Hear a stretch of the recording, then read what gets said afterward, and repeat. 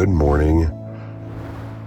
It's Tuesday, August 20th, and I just woke up. I look crazy. I was trying to see. We got rained on pretty good last night, but about 2 a.m. I got up, used the restroom, and opened up the rain flies to kind of let everything start drying out. But it was very comfortable. It's about 6:47 a.m. right now, and John's still asleep, but Charlie and I are up.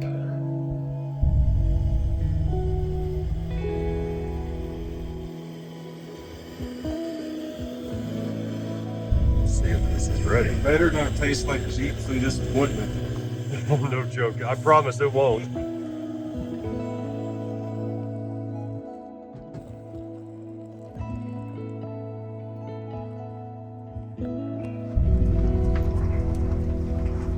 Oh, that's good. You like it? Mm-hmm. Yeah.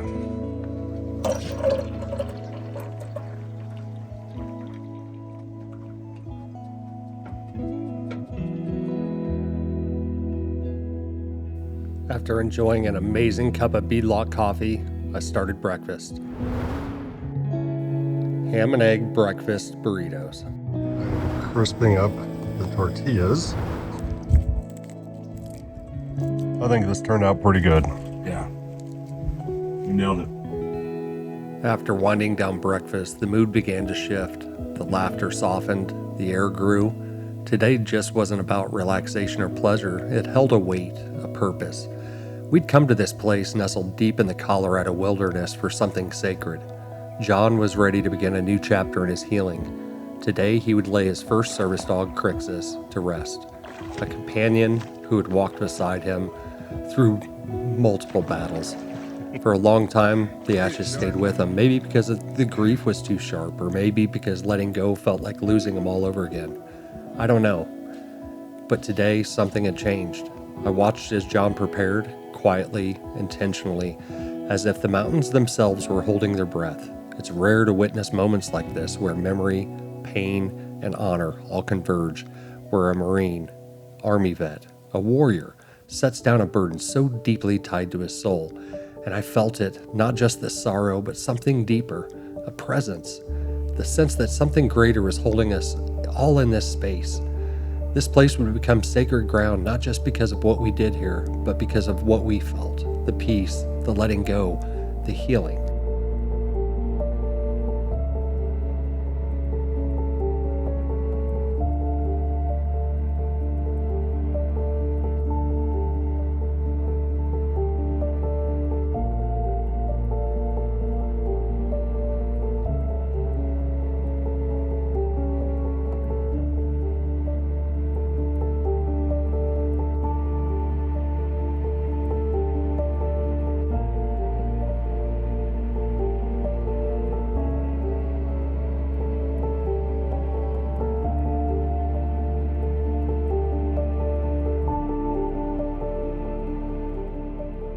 As John finished laying Crix's ashes to rest, a deep silence enveloped us, an echo of grief, love, and reverence. This was more than just a burial. It was a spiritual moment. John, a man forged by combat as a Marine and later an Army soldier, had brought Crixus with him through some of his darkest moments post-war. Now in this sacred alpine valley, he was saying goodbye to a companion. Not many can understand that bond, but I can. In that stillness, the wounds of service and the bonds of man and dog converged. It felt like God's presence right there with us, honoring both sacrifice and loyalty. When I watched this combat veteran lay his first service dog to rest, I sensed something timeless and profound. And then, just as if the heavens themselves answered, the universe showed up. Military helicopters began a silent ballet across the sky, hovering over the lake, landing on a nearby mountaintop. It was as if the act of farewell summoned a guardian choir overhead. Even without words, John knew. He's not alone, and he never has been.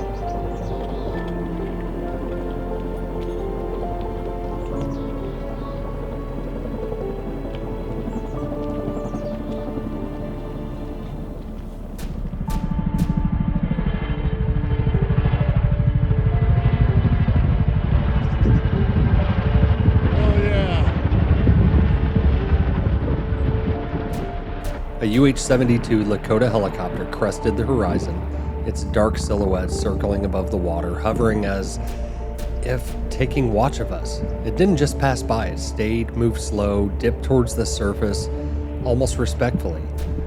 For a man who gave so much in his uniform, who found healing in a companion few could understand, it felt like the universe had acknowledged him. John never asked for a sign, but sometimes they come anyways, not in words, but in presence.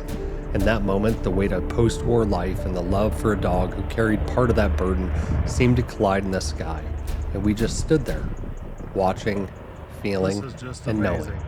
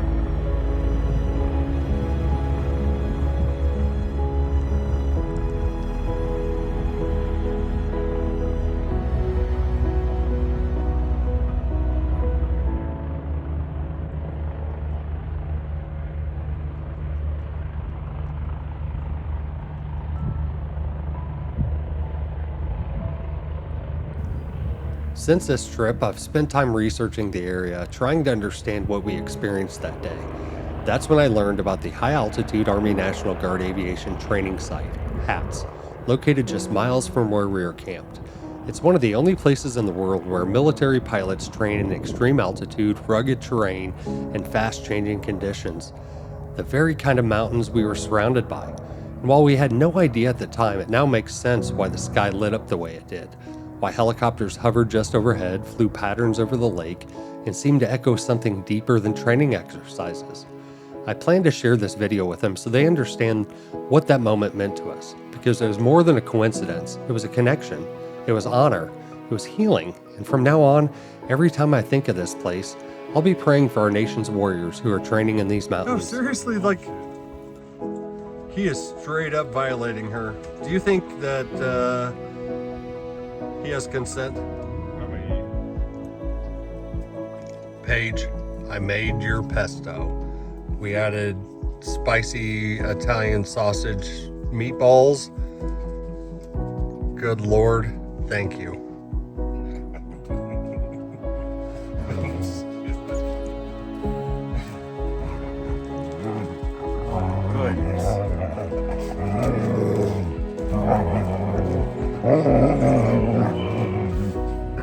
So what we have here is a emo version of the cornhole game. So I'm gonna kick your ass. Okay. Pick top or bottom. No, we don't. That's not how you play it. How do you play? I'll tell you after you get the game real quick. No, tell me. So basically, we throw around. The top hole is 3 points.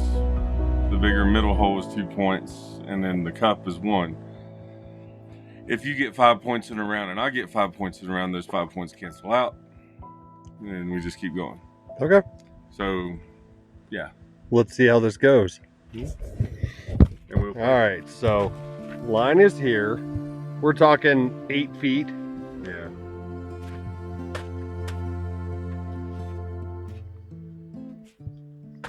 One. One point. John, what do you get? Move. 2. 2 points.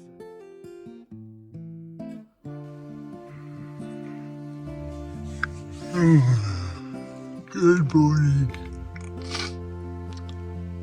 Oh, we had a good storm overnight. Okay, we just had fog set in. You can barely see the outline of the shore across. The morning of August 21st was heavy. The fog rolled in, and with it came the realization that we were leaving a place that had just started to feel like peace. Both of us carry PTSD, and the tension was real. Even when we're the ones changing the plans, it still hits hard. Too many inputs, too much noise, and a brain that doesn't always know what to do with the change. But we packed up and moved forward. Hey, what's with the stress? I can tell you're really fucking stressed. Why? I don't know. I don't know yet. I'm not. I don't know why. Yeah, dude. Maybe I feel peace. I don't know. My mind is thinking if I had time to do breakfast, and then now I'm like, oh shit, now I'm packing up. Well, no, I thought we were, but you said. Oh no, and no, I agreed with you. But in my mind, I was like, oh, I'm gonna have time, because otherwise, if I knew I was packing up, I would have. As I woke up, I would be like, put the stuff away. Oh yeah, I was like confused because I thought we were doing breakfast, and then you're like, no, I mean I can, and so I was like, Oh wait a minute, I was like, oh shit. Dude, we're good. We're good. I'm not upset. Take the time. I'm gonna crawl up here and just sit. I got us nav to Silverthorn, and we're like 3 hours away. Okay. So we're good, man. We'll be all right. The stress will subside, I promise. Yeah, I'm doing the sensitive items check. That's where I was like, cell phone, wallet, guns. Like I left my pad up in my tent, and so my clown hair, dude. No, you're good. As I edited the episode, I could see that my intentions were that I wanted to confront him in a loving, calm way. But as I saw myself, I could see I was full of tension. I'm leaving this moment in here because it's real life. We're both learning to communicate better, to love deeper, to grow into the people we're trying to become. And this is how we learn.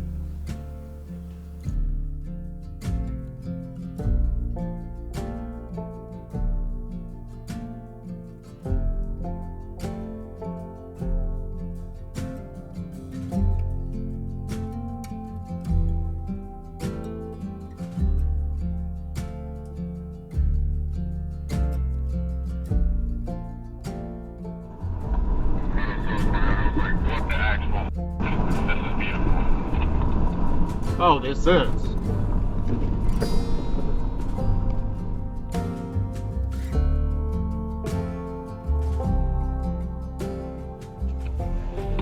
Yeah, it's like the mountains are on fire, but they're not.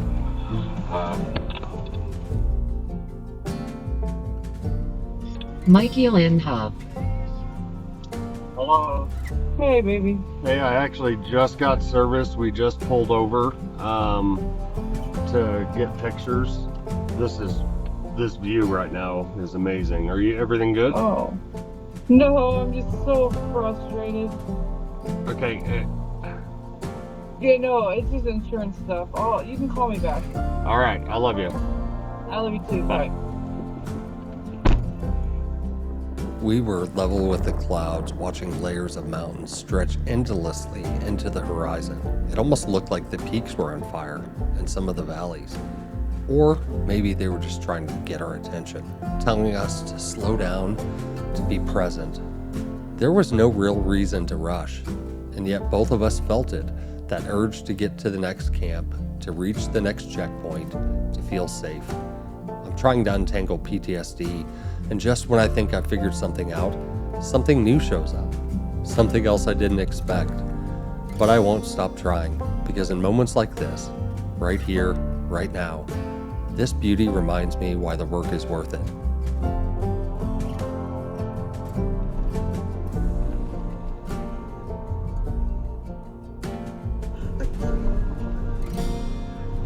I got one more. Right on, me too. Beautiful trail up here, man. We camped up here by Heart Lake last night. Our first time out here. Oh, really? Where are you from? Kansas City. Oh, okay. And so, Yeah, this is my backyard. God, you are a lucky man. Fucking A, man. Yeah. People are like, man, you going up the flat tops again? I'm like, uh-huh. Hell yeah, I can see why. Yeah. Well, guys, enjoy. Right on, have a good day. You too.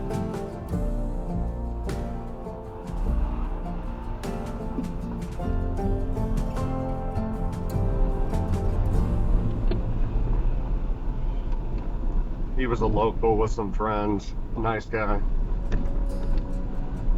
Nice.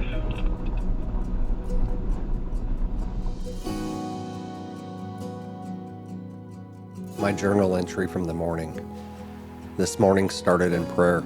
It's been about 2 weeks since I've opened my Bible, and I'll be honest, I feel a little guilty. I know God hasn't gone anywhere, but when I drift, it's harder to see Him in the day-to-day. Right now, I'm driving through Colorado, blue skies, crisp air, and the kind of peace that makes you breathe a little deeper. We're leaving one of the most beautiful camps I've ever stayed in, and I know this may be the last big trip like this for a while. Still, I'm filled with gratitude, grateful for the experiences, the moments of stillness, the people we've met, and the lessons I haven't even uncovered yet. There's so much content to go through, but more than anything, I'm excited to see what these stories reveal.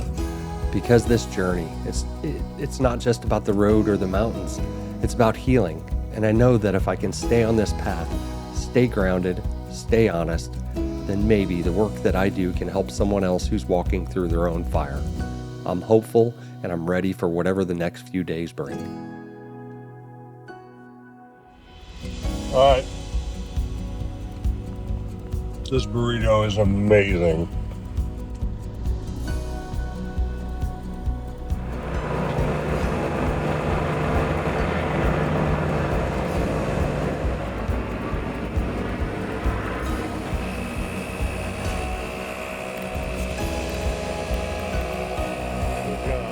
More flake going. We just aired up mine. We're airing up John's as we speak. What do you think of more flake? I love it.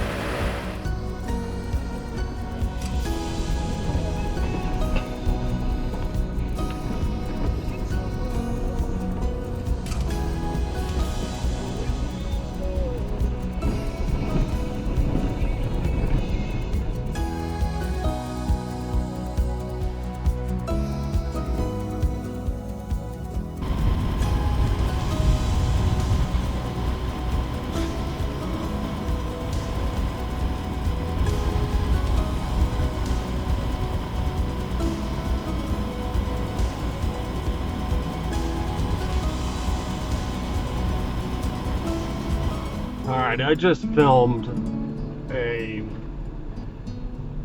mother moose and 2 babies, and I didn't get out of the truck, but they were, I don't know, 20 feet from me. It was pretty incredible. Hang on. John, we can check that one. That dead end's up there. Do you want to run up that to your right and see what it looks like? And then we got other options further down. Yes, sir. I can run up there real quick. It looks like it tops off at the top of the mountain. So you just want to hang out here for a second? Yeah. Alrighty, off I go. Alright, so that was super cool. We were very close to them. We didn't disturb them. They weren't very, I mean, they were obviously not upset. We were right there in our cars, so or our trucks. But that was pretty cool. Well, that was anticlimactic. That sucks. Alright, I'm gonna creep along. You know the direction I'm going.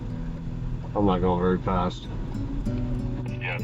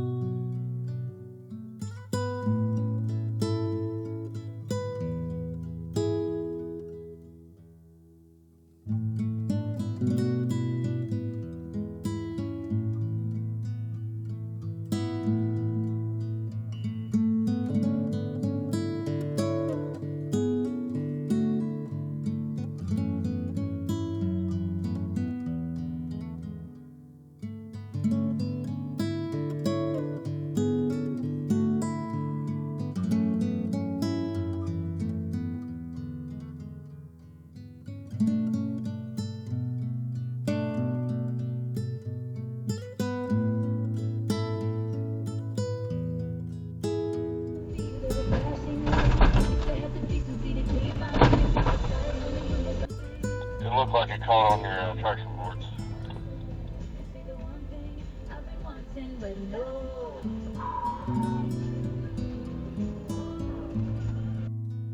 Dude, that scared me. Not getting caught, the angle I was on.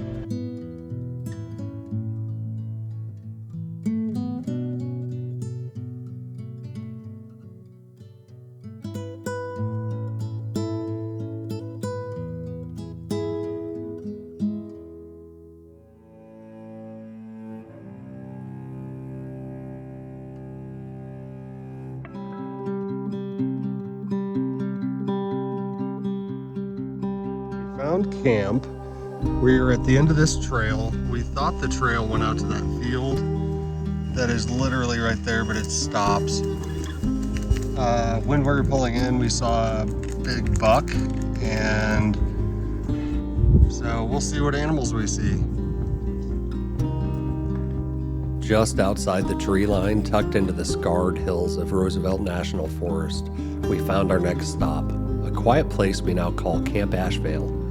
At first glance, it looked like the forest had surrendered to fire long ago. Charred trees stood like monuments in silence, but there was something peaceful about it, almost sacred. Ashevale, a name born from the soot and wind that whispers through these pines.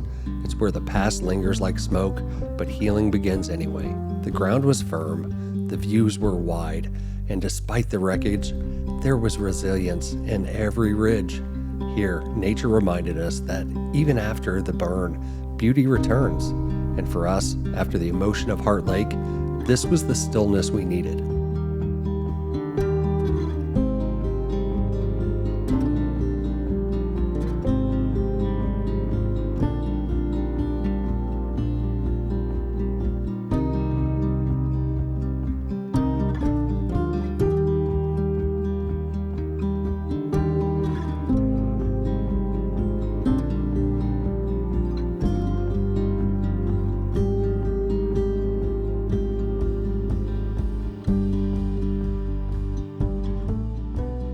Oh shit, dude, just burnt my love. Oh, did it really? Okay, so Hold on, we're not ready yet.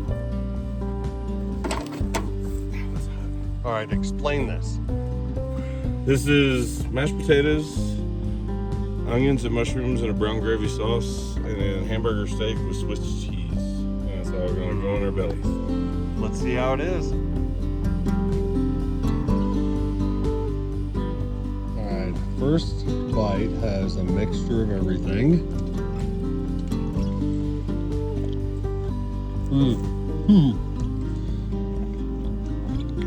Paige, I can connect you and John. I'd be interested to see what you come up with about this. This is good. 어디서부터 담을 수 있을까?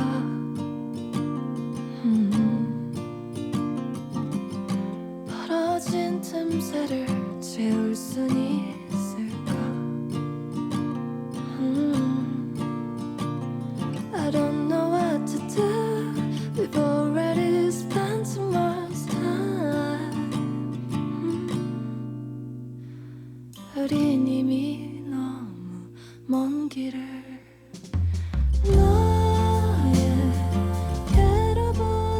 Thank you for watching my healing journey.